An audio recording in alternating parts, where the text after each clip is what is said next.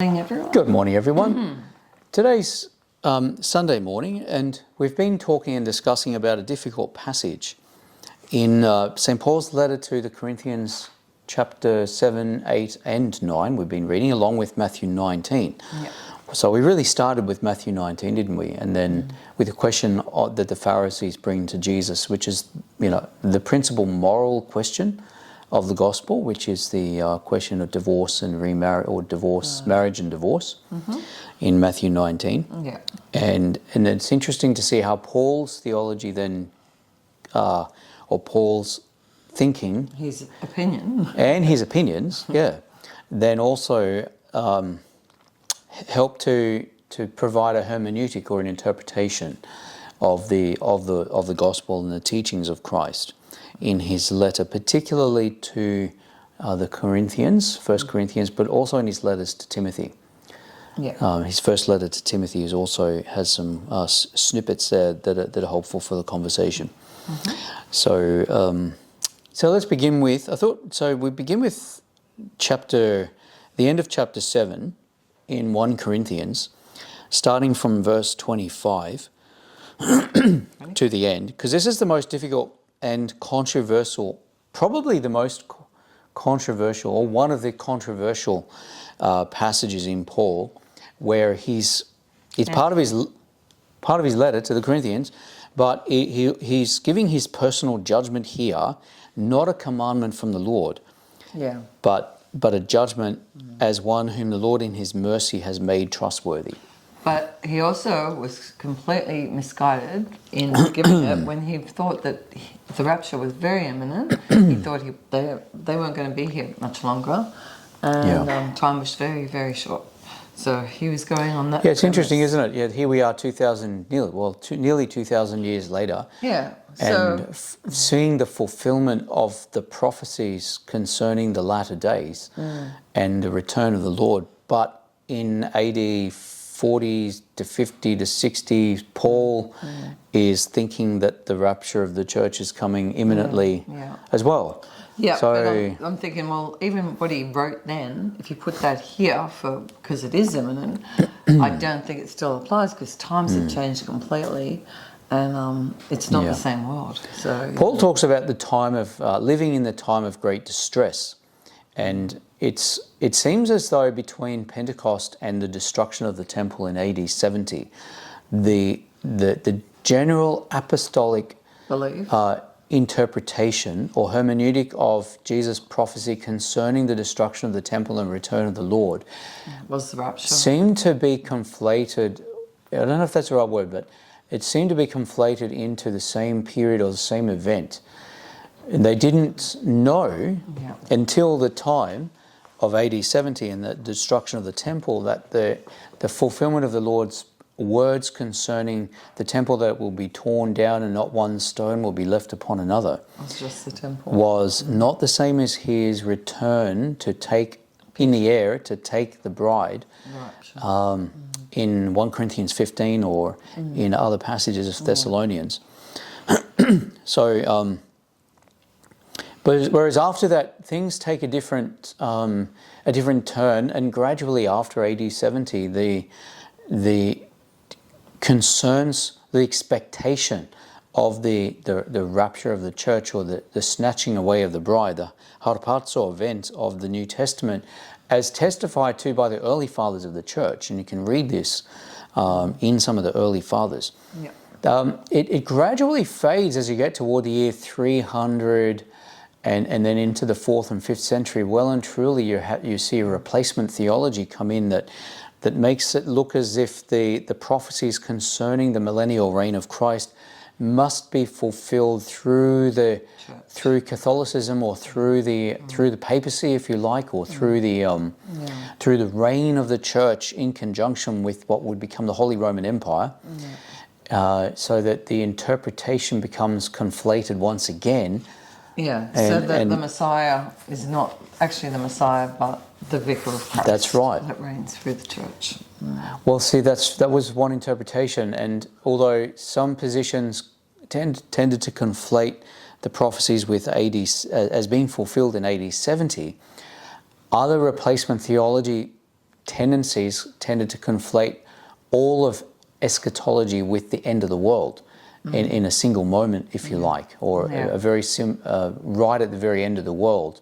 They didn't distinguish them between, in a replacement theology context, between the end of the age and the end of the world, nor did they distinguish between a rapture or the meeting the Lord in the air and the Lord actually landing on the Mount of Olives for a reign on the earth, nor did they distinguish that between the Battle of Armageddon, if you like, or the Ezekiel 38-39 prophecies, which were largely forgotten, and then nor did they distinguish any of those events from the general judgment, what they called the general judgment, and the burning up of all things in 1 Peter, and the creation of the new heavens and the new earth, and the descent of the new Jerusalem. All of those things tended to be conflated into the very end and without distinction. Yeah. So before replacement theology comes in, this moment where Paul is speaking is where the imminent return of the Lord, as expected in the current time of distress, is so much any day in this generation that Paul's advising people not to marry. Yeah. Yeah. Now that's one thing. That's the first thing about this passage. Yeah. Let's read the passage and then we'll talk about the other aspect to it as well, which is a cultural aspect. He says, now concerning virgins, I have no commandment from the Lord, yet I give judgment as one whom the Lord, in his mercy, has made trustworthy. I suppose, therefore, that this is good because of the present distress, that it is good for a man to remain as he is. So there's Paul's judgment. Opinion. Yeah, and again, notice it's very masculine-centered. Yeah. It's better for a man to remain as he is, that is single. Yeah. And we'll see why. He says, are you bound to a wife? Do not seek to be loosed. Are you loosed from a wife? Do not seek a wife. In other words, his kind of advice, judgment, principle here is stay as you are. Yeah. Stay as you are because the Lord's coming. Yeah. Even if you do marry, you have not sinned, and if a virgin marries, she hasn't sinned. Nevertheless, such will have trouble in the flesh, but I would spare you. So his principle here is... He doesn't have a high opinion of marriage. I think. It's all trouble. It's all a lot of trouble. Yeah. And Paul, and it's probably true that it is a lot of trouble, but the thing is there might be more trouble elsewhere too. I think the whole point of marriage is the trouble is to shave off our selfishness so that you become one, so that there is no conflict between the two, because you learn to rough the edges to become one. Yeah, I think we need to talk about that after we read the passage in relation to the cultural context, because the cultural context is so different from our experience to Paul's experience. We're in a very different context. Yeah. However, he says, I say this to you, brethren, the time is short, so that from now on, even those who have wives should live as though they had none. Those who weep as though they did not weep, those who rejoice as though they do not rejoice, and those who buy as if they do not possess. So I think he's just saying, concentrate on God, we're going, just don't think of anything else. Yeah, he's like, we're out of here soon, so don't get too caught up. And those who use this world are not misusing it for the form, and those who use this world as those are not misusing it. For the form of this world is passing away. But I want you to be without care, that is, without anxiety. Worldly anxiety is his concern here in time of distress, so he wants to spare the church worldly anxiety. Yeah. So that's his principle here, that marriage belongs to the world. It's an interesting thing here in Paul, that he sees marriage as being a remedy. He tends to express it here in terms of being a remedy for sin and something that belongs to the world and to the age. Yeah. So that's interesting. But very interesting, I think. It's interesting because he comes from his background is he's in the spirit, but his background is his father was a Pharisee, he was a Pharisee. Yeah. His background is the Torah, but it's interesting he doesn't mention Genesis here. There's no reference to the book of Genesis, which is interesting. And I'm thinking about Genesis chapter 2. To become one? Yeah. Yeah. Yeah, and where a man leaves father and mother, joined to his wife, the two become one, and God says, "Go multiply." So he says, "But I want you to be without care. He who is unmarried cares for the things of the Lord, how he may please the Lord." So this is another interesting point. Paul's judgment here, and shows how much of a cultural difference it is from our time to Paul's context. Yeah. Where we have the so-called nuclear family setup, everyone lived in a very close-knit community, largely anyway, in Paul's time. In the Jewish context in which Paul is writing, and also there's a lot of everyone's enmeshed within family and community in a way that we are not in the Western world today. Yeah. Difficult for us to conceive of this. So a lot of distractions in the family, I suppose. Yeah, and it's as though you got to remember that a widow, an orphan, the unmarried really had perhaps not necessarily, but many would have had no form of income. So they would have been dependent. There would have been that enmeshment in family and community that would have provided for them. They didn't have internet. They didn't have the challenges of isolation and distraction like we have today. Like people who live alone today are truly alone. Well, they're open to way more distractions. Well, this is the difference between Paul's world and our world. In Paul's world, if you're alone, you're still busy with family and community. In our world, if you're alone, you're very alone. You don't have family. You're outside family context, largely. You think all the people in this area who live alone, they are so alone. They're so isolated, it's so easy for the devil to pick them off because they have no community, no family, no relationships. And they get addicted to alcohol and drugs and pornography. And you see the devil just picking them off one by one because they're very alone.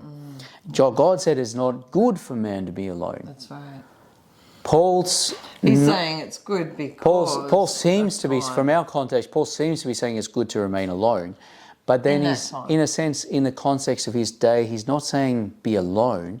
He's saying be single, remain single if you already are. I encourage you to remain single if you already are, so that you don't get distracted. Because in his context, time is short.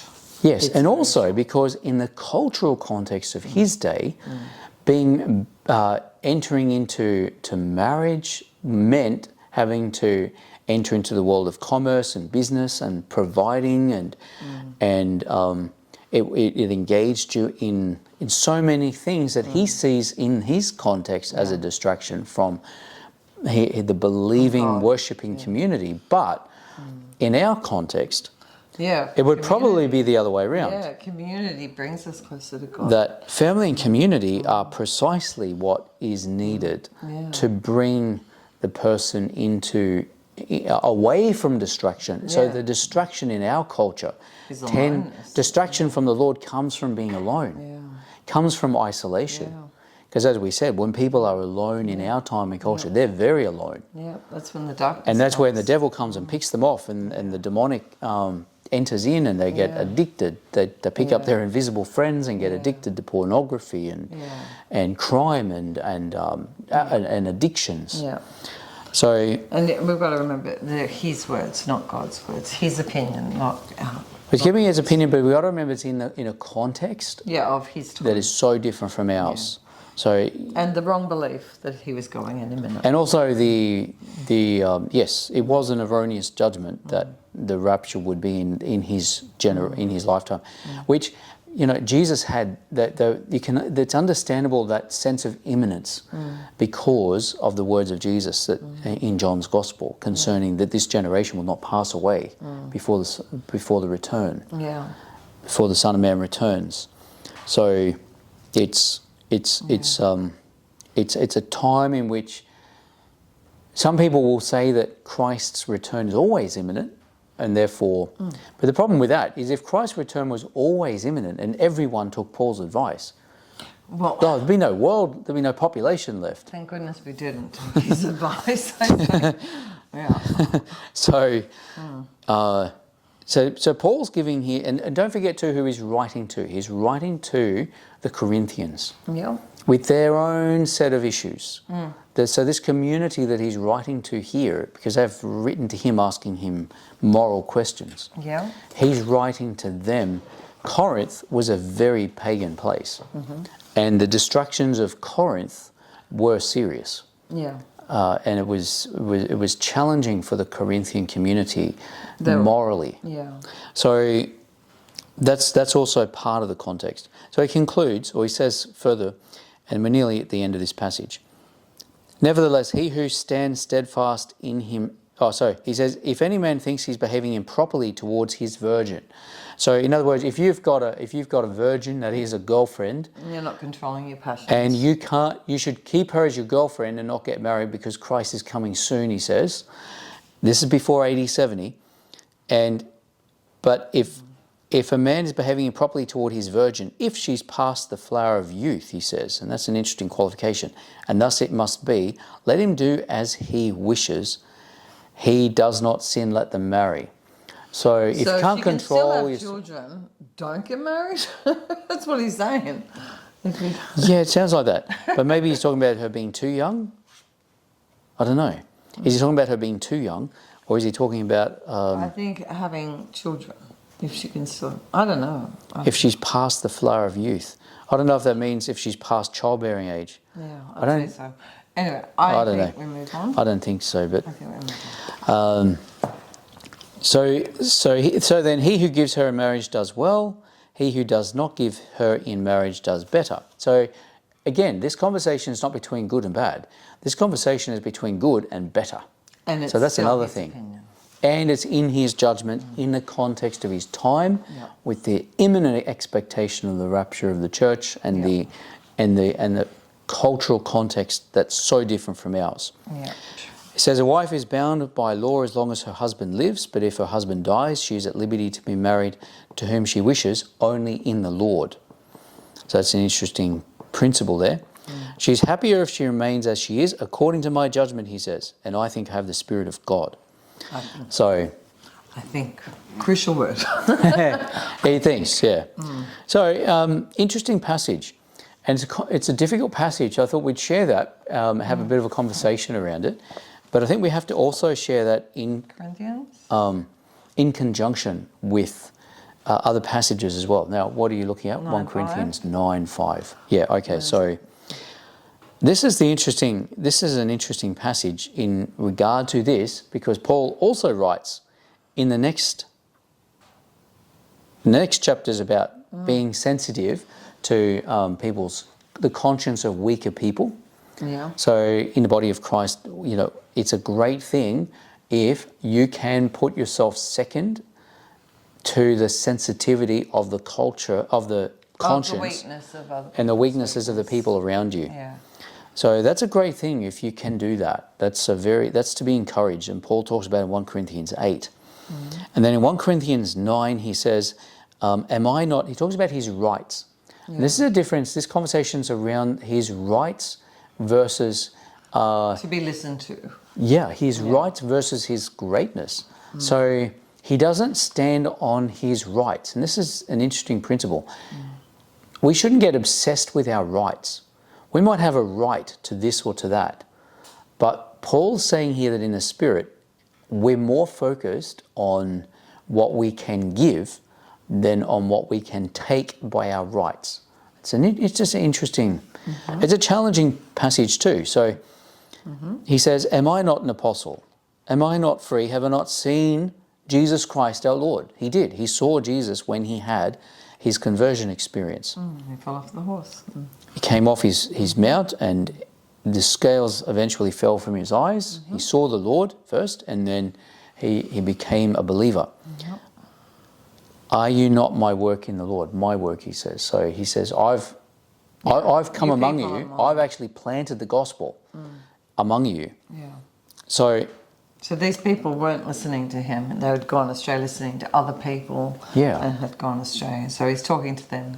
So after Paul had planted the gospel in Corinth, other teachers had come who were charging to teach the gospel. They were charged. He never did that. No. Paul never did that. He never expected the community even to feed him. He fed himself. He worked. And he makes this explicit that even though Jesus taught, and the apostles, the other apostles, practiced this, that the laborer deserved his wages, he had a right to, if he presented the gospel, if he taught the spiritual reality, that he had a right to be looked after by the community that he served. Yeah, and he didn't. So the laborer deserves his wages.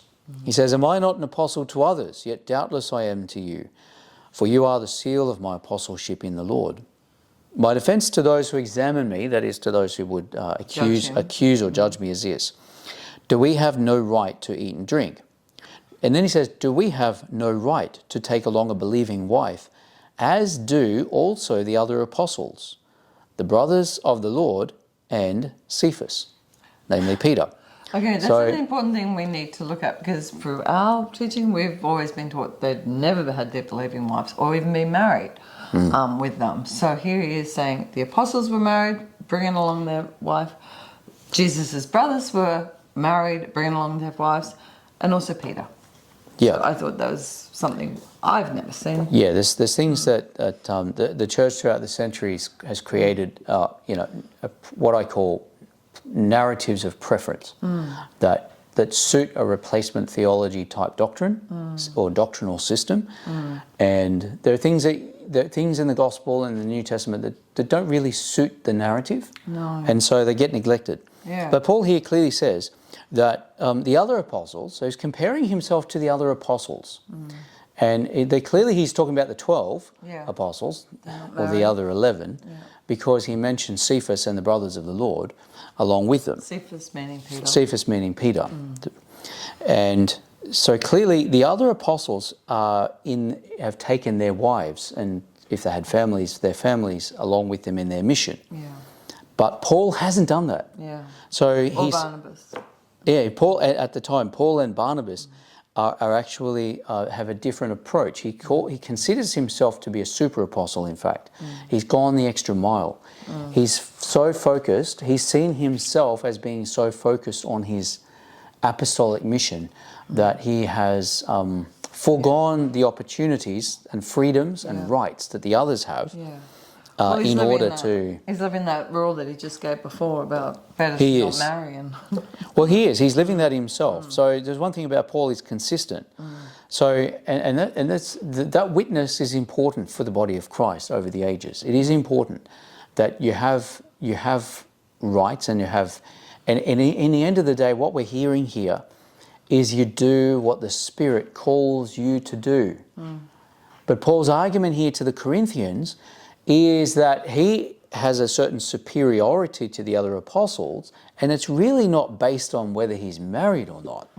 The other apostles are married, he's not. Yeah. The other apostles and the brothers of the Lord and Cephas rely on the communities to feed them and clothe them and give them shelter. Yeah. But Paul and Barnabas do not. He's not saying... He's sort of saying... He's not saying he's morally superior. He's sort of saying, I deserve more, but you're not even listening to me. I'm doing more. I'm giving up a wife. I'm giving up work to be paid for. I'm going and working to support myself. He's sort of saying, I'm doing all this and you're not respecting me as your teacher. Yeah. So he's sort of and saying... this is the context, though, that they're listening to other teachers. They're listening to other teachers who are actually leading them astray from the true gospel. And this was the problem of the Gnostic... Gnosticism in that era. Well, there were so many Gnostic teachers who imitated the apostles, and they were in it for the money. Yeah. They were in it as a profession. They were professional teachers, but they taught. Sometimes they just taught rubbish. Yeah. And imitations of the gospel that were without power and authority. And these people had gone astray. That's right. So what's interesting here is that Paul's... I would argue that Paul's not saying that he... Yeah, well, he is arguing for a certain superiority that he has over the other apostles. Yeah. And in another passage, I'm sure there's a verse where he calls himself a super apostle. But here he's arguing for his spiritual authority in the Lord to teach the gospel. and this was important, just spiritual authority to teach the gospel in a context where the true gospel is threatened by Gnostic imitations. I just want to bring this in. Just it has been said that Paul was the actual 12 apostle God chose. Well, through Jesus, they chose Paul, whereas Matthias, he was really chosen by the leftover 11 apostles, and he wasn't really chosen through prayer. It was like drawing lots, and then it wasn't even so. Was he meant to be the 12 or Paul? Paul did choose Paul. God did choose Paul, and the apostles chose Matthias. So who really was the 12? As you can see, Matthias wasn't really mentioned a lot as doing a lot of things. Paul has written the Bible, a lot of the Bible. Yeah. He's an amazing apostle. So it's an interesting it's an interesting perspective, because it's an interesting opinion, because it's true that there are 12 apostles. The 12 apostles are in all of the ecclesial eschatology of the New Testament, the 12 foundation stones. They're a continuation of the if you like, of the 12 tribes of Israel. And it is interesting that you've got, in the New Testament, you actually end up with 13 apostles. And at the beginning of the Acts of the Apostles, Luke records how Matthias was chosen it's kind of a strange... In a gambling. It's kind of drawing lots to see what the Holy Spirit is saying. I don't know. It's like forcing God's hand. Yeah. These are the three we think God is going to choose as the 12th apostle. So, it's an interesting opinion, and praying about. Someone else might have more insight into that. But Paul is certainly chosen by God, directly by Jesus Christ, given a direct personal revelation by Jesus Christ, and it's clear that Paul's ministry in the New Testament, most of the New Testament is Paul. So he's clearly his apostolic authority is so clear. And so it's just interesting. Correcting Peter in part of it when he was criticizing him for being a hypocrite. So the question is Matthias, from God's point of view, the 12th apostle, or is Paul actually the 12th apostle from God's perspective? There's a question for you. We'll find out in heaven, I suspect. So one of those interesting things.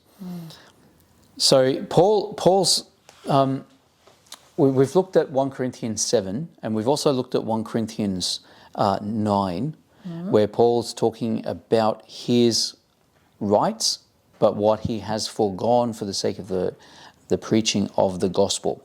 But he says, woe is me if I do not preach the gospel. He's really, and I think this is something that I take away from this passage a lot, that Paul is so convinced of his mission to preach the gospel. He says, woe is me if I do not preach the gospel.